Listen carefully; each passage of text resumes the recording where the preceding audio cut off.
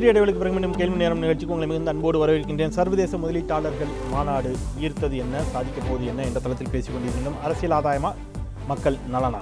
திரு Lenin, அரசியலுக்கு அப்பாற்பட்டு உள்ளபடியே இதனால் எந்த ஆதாயமும் பெறப்போவதில்லைங்கிற ஒரு முடிவுக்கு இடதுசாரிகளும் வந்துவிட்டீர்களா? மிகச் சுருக்கமாக தொடக்க சுட்டு கருத்து. மிக தெளிவாக நாங்கள் ஆரம்பத்திலிருந்தே சொல்லிட்டு இருக்கிறோம். இது மாதிரியான முதலீடுகள், இது மாதிரியான மாநாடுகள் பெரிய அளவுக்கு இந்திய சமூகத்தில் எந்த பிரதிபலிப்பையும் ஏற்படுத்தவில்லை.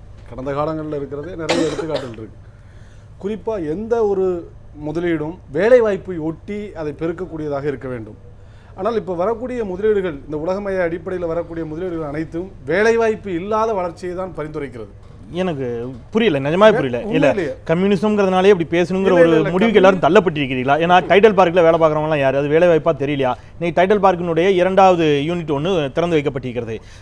தாமதமாக திறந்துருக்குங்கிற ஒரு அரசியல் காரணம் வைக்கிறாங்க. இல்ல 100 பேர்னு வச்சுக்கலாம், ஒரு வாதத்துக்கு கொஞ்சம் 100 பேருக்கு மேல இருக்குல்ல, இருக்குது இல்லை. நீங்கள் எதுவுமே இல்லாத ஒரு இடத்துல வேலைவாய்ப்பு உருவாக்கி கொடுக்கப்பட்டிருக்குது. அப்படிங்க நீங்கள் டைடல் பார்க் அப்படிங்கிறது ஒரு பெரிய பூங்கா. நீங்கள் உள்ளே போய் பார்த்தீங்கன்னா தெரியும். டைடல் பார்க் மட்டுமல்ல, அதை ஒட்டி இங்கே மென்பொருள் பூங்காக்கள் எவ்வளவு திறக்கப்பட்டன. சென்னையில் அதில் ஒரு ஸ்பேஸ் இருக்குது அப்படிங்கிறது. நீங்கள் அறிவுசார் தளத்தில் சென்னை மிகப்பெரிய அளவில், தமிழகம் மிகப்பெரிய ஒரு தளத்தில் இருக்கிறது அப்படிங்கிற வாதம் வைக்கப்படுதில்லை. உங்களுடைய கருத்துக்கு டேட்டாக்களே இருக்குது. தமிழ்நாடு மட்டுமல்ல, இந்தியா முழுவதுமே நெகட்டிவ் growth in employment. நீங்கள் சொல்கிறவையெல்லாம் மேலிருந்து வாரியாக. ஆனால் ஒவ்வொரு ஆண்டு வெளியே வருகிற என்ஜினியரிங் முடித்தவர்கள் எத்தனை பேருக்கு வேலை வாய்ப்பு கிடைத்திருக்கிறது? என்ஜினியரிங் படித்தவர்களுக்கே வேலையின்மை மிகப்பெரிய கொடூரத்தை கொடுத்திருக்கிறது என்பதுதான் இப்போது உள்ள தகவல்கள். நம்ம கல்விக் கொள்கையில சில மாற்றங்களை கொண்டு வரணும் அப்படிங்கிறது அது ஒரு பக்கம். ஏன்னா அந்த முதலீடுகள் எல்லாமே ஒரு சில இடங்களுக்கு மட்டுமே வருகிறது. அது நீங்க சொன்ன மாதிரி சர்வீஸ் செக்டார்ல வருது, விவசாயத்துக்கு வருவதில்லை. சிறு குறு தொழிலில் ஏன் முதலீடு வருவதில்லை? நான் கேட்க விரும்புகிறேன். இந்த சர்வதேச முதலீட்டாளர்கள் மாநாட்டில் அதற்கான முயற்சியும் செய்யப்பட்டு இல்லை, அதைத்தான் சொல்ல வருகிறேன். அதாவது ஒவ்வொரு ஆண்டும் முதலீடுகள் வருகிறது. ஒரே ஒரு எடுத்துக்காட்டு, இது முழுக்க அப்பட்டமாக மூடி மறைக்கப்படுகிற ஒன்றாக இருக்கிறது.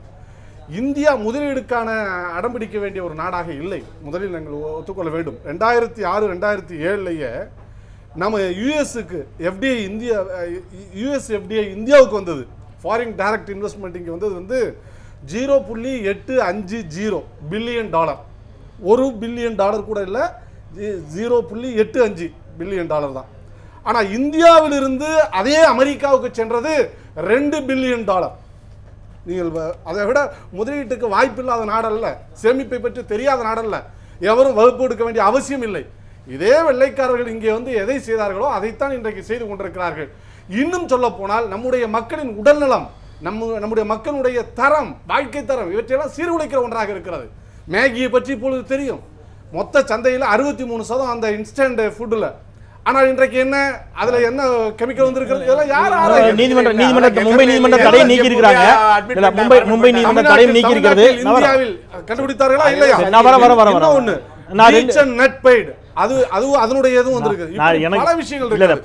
என்ன சொல்ல வேண்டும் என்றால், இந்த முதலீடுகள் கிராமப்புற வளர்ச்சிக்கு ஊக்கு விளைவிக்கிறதா? கிராமப்புறங்களில் மட்டுமல்ல, இவங்களுக்கு நகர்ப்புறங்களுக்கு குடிபெயர்தல் தான் மிக முக்கியமான காரணம். பொதுவாக இடதுசாரிகள் மீது வைக்கக்கூடிய குற்றச்சாட்டு என்னன்னா, வேலை வேணும்னு ஒரு பங்கு கேட்பாங்க, வேலை வேணும் வேணும்னு ஒரு பங்கு கேட்பீங்க, வேலை கொடுத்ததுக்கு அப்புறம் ஒரு டைப்ரைட்டர் அவர்களிடம் மோதிச்சுட்டு கருத்து கேட்டு நீங்கள் நெல்லோ கோதுமை விளைவிக்க முடியாது. திரு தவே, இங்க எல்லோரும் ஏதோ ஒரு அரசியல் கட்சியை சார்ந்தவர்களாக இருக்கிறார்கள். எனக்கு தெரிஞ்சு நீங்களும் நான் மட்டும் தான் அரசியலுக்கு அப்பாற்பட்டு நிற்கிறோம். அது தவறில்லை. நீங்க ஒரு பொருளாதார வல்லுநராக உங்களுடைய பார்வை, இந்த சர்வதேச முதலீட்டாளர்கள் மாநாடு என்பது எந்த விதத்தில் தமிழகத்திற்கு பலனளிக்கக்கூடியதாக இருக்கும் உங்களுடைய பார்வை? நாங்கள் ரொம்ப நாளாக எதிர்பார்த்துட்டு இருந்தோம். இன்னைக்கு நான் ஒரு டெலிகேட்டாகவும் போயிருந்தாங்க.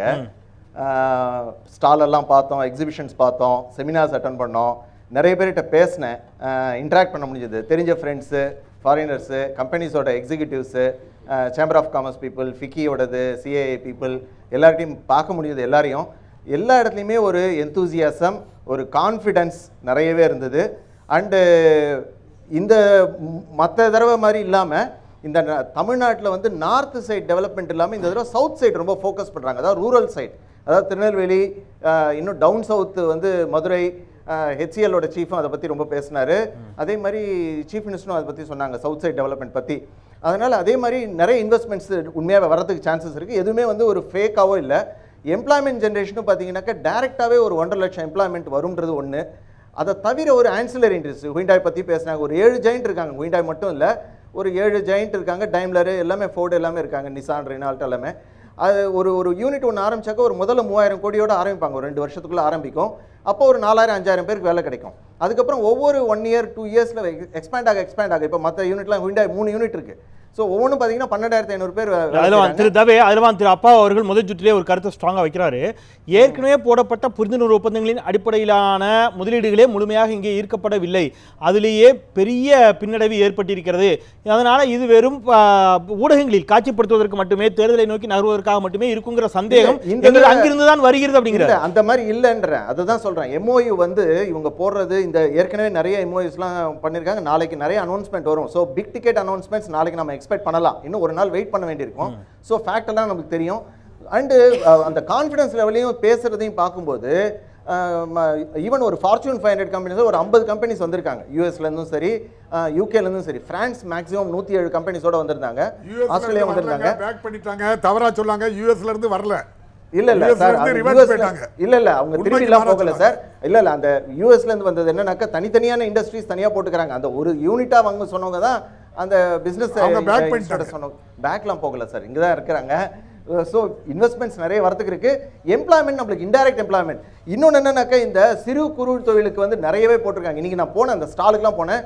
சிக்காடோ ஸ்டால் இருந்தது. நிறைய ரொம்ப ஃப்ரெண்ட்லியாக நிறைய பேர் கிட்ட அந்த கைடன்ஸ், ப்ராஜெக்ட் ரிப்போர்ட் எப்படி ப்ரிப்பேர் பண்ணோம், எப்படி இண்டஸ்ட்ரி ஸ்டார்ட் பண்ணோம்னு சொல்லி எல்லா இடத்துலையுமே க்ரௌட், எல்லா இடத்துலையுமே ஒரு 15-20 பேர் at any given point of time. அதே மாதிரி கண்ட்ரி ஸ்பெசிஃபிக் செமினார் நடத்திட்டு இருந்தாங்க, தனியாக நடத்திட்டு இருந்தாங்க. அதுக்கப்புறம் நம்மளோட பீப்புள் நம்ம கண்ட்ரிக்கு வந்து இங்கே தமிழ்நாட்டில் இன்வெஸ்ட் பண்ணால் என்ன பெனிஃபிட் அப்படின்னு சொல்லி ஒவ்வொரு ஹால்லையும் ஒரு 15 ஆஃபீஸர்ஸ், ஐஏஎஸ் ஆஃபீஸர்ஸ் எல்லாம் ரொம்ப கன்வின்சிங்காக கேட்ட கொஸ்டின்ஸ்க்கு, அதாவது அங்க இருந்து யார் வேணாலும் டெலிகேட் வந்து என்ன கேள்வி வேணாலும் கேட்கலாம். சோ நம்பிக்கையோட எதிர்பார்க்கலாம் அப்படிங்கிறது உங்களுடைய கருத்தா இருக்குது.